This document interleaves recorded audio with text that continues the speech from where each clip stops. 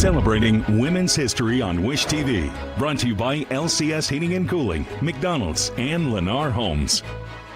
Well, throughout the month of March, we'll be celebrating women making history. Today, we start at the top. Indiana's first Chief Equity, Inclusion, and Opportunity Officer has officially taken her place in the governor's cabinet. Governor Eric Holcomb announced plans to create the position back in August. Not only is this position a first for the state, a woman is leading the charge. News 8's multicultural reporter Katira Winfrey joins us with the story. Katira.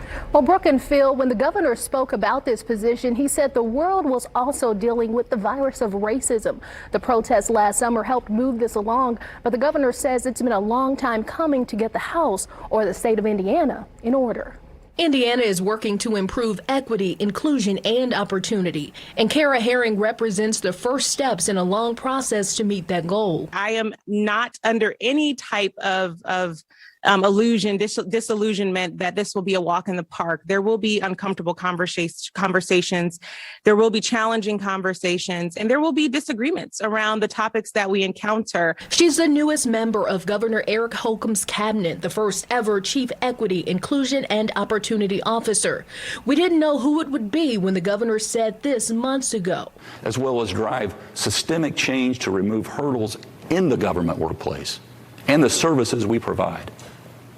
And second, help them deliver their own strategic plans to tactically remove all such barriers. The plan was to hire someone. Herring just happens to be a woman, but she says George Floyd's death, her background in equity work, but also her role as a woman, mother, and Black woman pushed her to apply. What does it mean to you to be a part of this?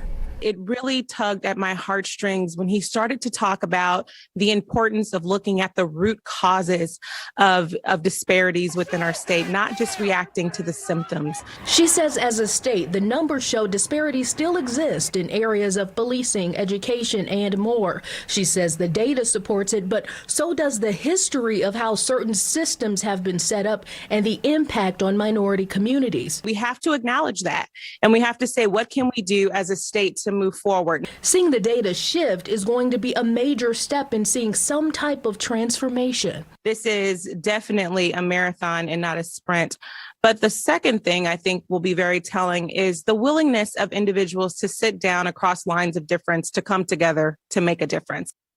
And Herring says right now the plan is to develop a series of short-term and long-term sustainable goals. But in addition to that, she's asking Hoosiers to come to the conversations with an open mind. Reporting in the studio, Katira Winfrey, Wish TV, wishtv.com, and follow us on Facebook.